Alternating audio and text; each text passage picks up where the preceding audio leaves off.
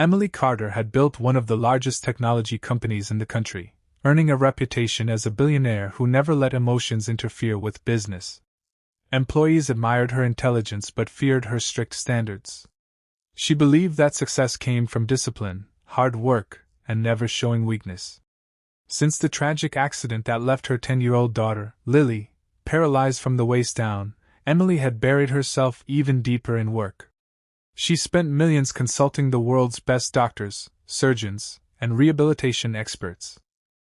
Every specialist promised hope, yet every disappointing report ended with the same heartbreaking conclusion: Lily might never walk again. The little girl had slowly lost her cheerful spirit. Once known for racing through parks and climbing every tree she could find, Lily now spent most of her days in a wheelchair, quietly reading books while watching other children play through her bedroom window. Emily tried everything money could buy: advanced therapy equipment, private tutors, expensive clinics overseas, but nothing changed. Although she loved her daughter more than anything, the pressure of running a global company left little time for quiet moments together. Late one rainy evening, Emily returned to the company's headquarters after forgetting an important file before an international board meeting. The towering glass building was almost empty. The lights were dim, and only the distant sound of cleaning equipment echoed through the silent hallways. As she crossed the lobby, she noticed something unusual. Instead of the familiar hum of a floor polisher, she heard a calm, encouraging voice. "That's it, Lily. Don't think about falling. Think about taking one more step. You've already survived harder battles than this." Emily stopped in her tracks. That voice wasn't one of her security guards or medical staff. Curious, she quietly followed the sound toward an unused conference area near the back of the building. The room's lights were off except for a few portable lamps casting warm circles across the polished floor.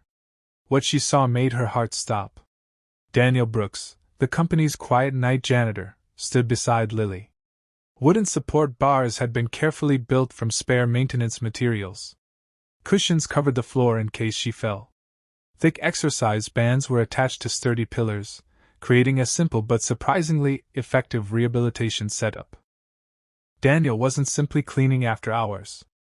He was teaching Lily how to walk. Lily gripped the wooden rails with shaking hands.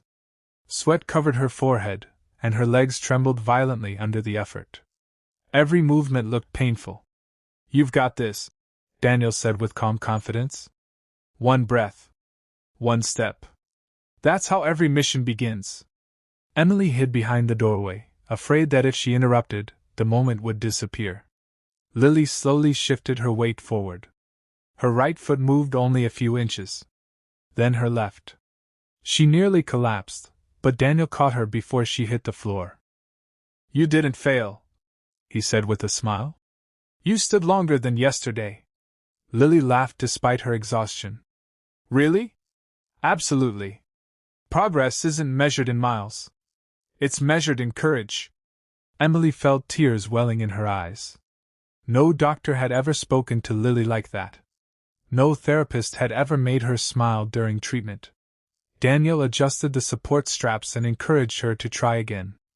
"Remember what I told you?" Lily nodded. "Fear only wins when we stop moving." Daniel smiled proudly. "Exactly." Emily finally recognized the confidence in his voice. Months earlier, she had noticed military medals pinned to a faded backpack Daniel carried every night. Someone had mentioned he was a former Navy SEAL who had retired after being seriously injured during a rescue mission.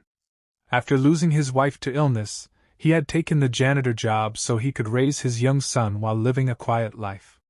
He had never spoken about his past. He never asked for sympathy. Instead, he quietly helped others whenever he could. Lily gathered every ounce of determination she had left. She tightened her grip. One step. Then another. Then another. For the first time since the accident, she remained standing without immediate support for several seconds. Emily covered her mouth to stop herself from crying aloud. Doctors with million-dollar equipment had failed to achieve what one patient, compassionate man had inspired with homemade wooden bars and unwavering belief. Daniel wasn't just strengthening Lily's legs. He was rebuilding her confidence. As Lily completed 3 trembling steps before collapsing into Daniel's waiting arms, the room filled with joyful laughter. Hidden in the shadows, Emily realized that the greatest gift her fortune had never been able to buy was standing right before her, a man who refused to let hope disappear. The following morning, Emily Carter arrived at her office earlier than anyone else. She barely slept after witnessing Daniel Brooks helping Lily take those unforgettable steps. Throughout the night, one question echoed in her mind: how had a quiet janitor succeeded where the world's leading specialists had failed? She asked her assistant to bring Daniel to the executive floor at 9 sharp. Daniel received the message with a sinking feeling. Employees whispered as he rode the elevator reserved for executives. He assumed someone had reported him for using company space after hours without permission. As a single father, the janitor job was his family's only steady source of income. Losing it would mean losing the apartment he shared with his young son, Ethan. Even so, Daniel stood tall. Years as a Navy SEAL had taught him to face difficult moments without fear. When he entered Emily's office, she stood silently by the window overlooking the city skyline. For several seconds neither of them spoke. Finally, Emily turned toward him. "I saw everything last night," she said softly. Daniel lowered his head. "I'm sorry, ma'am. I never meant to break company rules." Lily asked if she could practice after therapy because she hated people watching her struggle. "I thought the empty building would give her privacy. If I cross the line, I'll accept whatever decision you make." Emily surprised him by shaking her head. "You didn't cross a line," she replied, her voice trembling. "You gave my daughter something no one else could, hope." Daniel looked up in confusion. Emily continued, tears forming in her eyes. "For 2 years, every doctor focused on what Lily had lost. You focused on what she could still become. Last night, I saw my daughter smile during therapy for the first time since her accident." Daniel smiled gently. "Strength doesn't begin in the muscles. It begins in the mind. During my military service, I learned that people usually quit because they've lost belief, not ability. Lily is stronger than she knows." Emily asked him why he cared so deeply. Daniel paused before answering. "My wife passed away from cancer 5 years ago. Before she died, she made me promise that I'd spend my life lifting people instead of feeling sorry for myself. When I met Lily, I saw a child who didn't need pity. She needed someone who believed in her." The room fell silent. Emily walked to her desk, opened a folder, and slid it across to Daniel.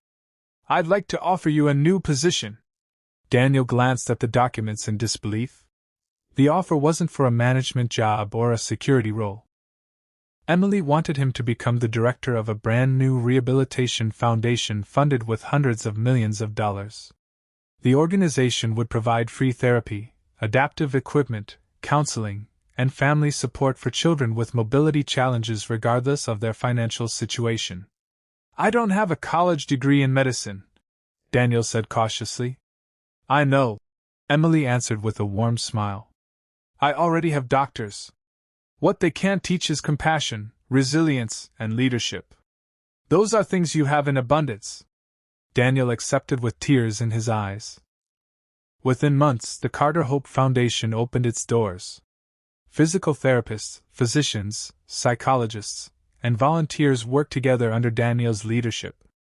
Instead of cold hospital hallways, the center was filled with bright colors, laughter, music, and encouragement. Families who had nearly given up discovered a place where every small victory was celebrated. Lily became the foundation's biggest inspiration. With consistent therapy and Daniel's guidance, she grew stronger every week. She progressed from taking a few shaky steps between support bars to walking short distances with crutches, and eventually without assistance. Her determination inspired other children who were facing their own difficult recoveries. A year later, Emily organized a grand opening ceremony for the Foundation's newest rehabilitation center. Hundreds of guests attended, including doctors, business leaders, military veterans, employees, and families whose lives had already been transformed. As the audience waited, the lights dimmed. The doors at the back of the auditorium slowly opened. Lily walked onto the stage completely on her own. The room fell silent before erupting into thunderous applause. Many people wiped away tears as they watched the girl doctors once believed would never walk again. Lily crossed the stage, stopped beside Daniel, and wrapped him in a grateful hug. "You never let me give up," she whispered into the microphone. "You taught me that every impossible dream begins with one brave step." The audience rose for a standing ovation that seemed to last forever. Emily looked around the room with tears streaming down her face.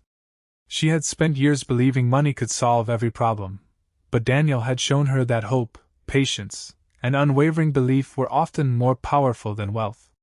The greatest hero in her company had never occupied a luxurious corner office or worn an expensive suit. He had quietly swept the floors every night while carrying the heart of a true leader. From that day forward, Daniel Brooks was no longer known simply as the janitor. He became a symbol of courage, kindness, and second chances, a reminder that the people who change the world are often the ones others fail to notice.